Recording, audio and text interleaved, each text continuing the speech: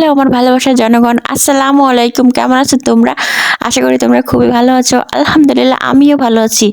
ঘর থেকে জীবনের গল্প থেকে আমি সানজিদা তোমাদের মাঝে নতুন আরো একটি ব্লগ ভিডিও নিয়ে চলে আসলাম। বন্ধুরা, তোমরা কে কোথা থেকে আমার ভিডিও দেখো অবশ্যই তোমরা কমেন্ট করে জানাইও।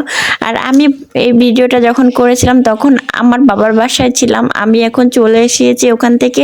আর ভিডিওটা লেট করে ছাড়ার কারণ হচ্ছে আমি আসলে এডিট করার মতো টাইম পাইনি, বাচ্চাদেরকে নিয়ে অনেক বেশি ব্যস্ত ছিলাম। বিয়ের পরে প্রতিটা মেয়ের বাবার বাড়ি আসা মানেই হচ্ছে ঘোরাঘুরি, খাওয়া দাওয়া, একদম বিন্দাস লাইফ, তাই না বলো তো? আজ বাচ্চাদেরকে নিয়ে বের হয়ে গিয়েছিলাম মধুমতি নদী দেখার জন্য। এটা আসলে আমাদের এখানে খুবই সুন্দর একটা জায়গা। এখানে সবাই বিকালে খুব ঘুরতে আসে। কুয়াশা থাকার কারণে অনেক কিছু বোঝা যাচ্ছিল না। আর এই যে দেখো বন্ধুরা, মন ভালো করার মতো দৃশ্য, এটা হচ্ছে ব্রিজের উপরের থেকে আমি ভিডিওটা নিয়েছিলাম।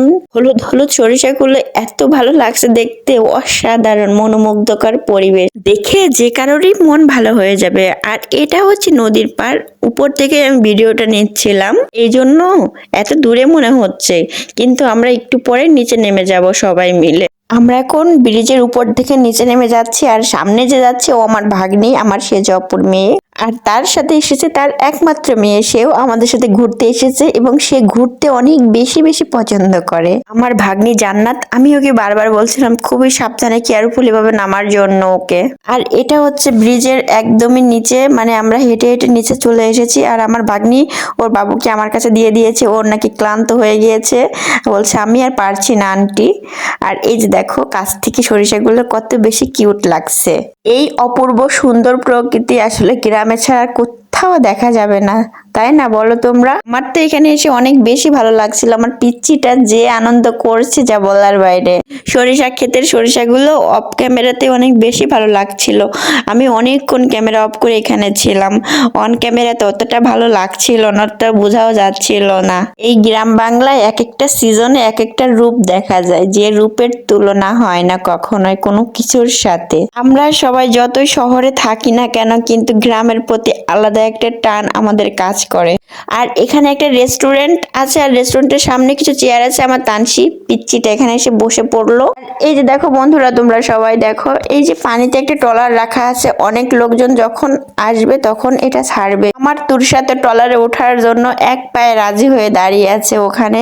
তো আমার হাজবেন্ড আমার বাচ্চাদেরকে, আমার ভাগ্নিকে নিয়ে সবাইকে নিয়ে উপরে যাচ্ছে। আমিও কিন্তু কিছুক্ষণ পরে ওখানে গিয়েছিলাম। আমি যখন এই ভিডিওটার ভয়েস দিচ্ছি আমার অনেক বেশি মনে পড়ছে এখানের কথা।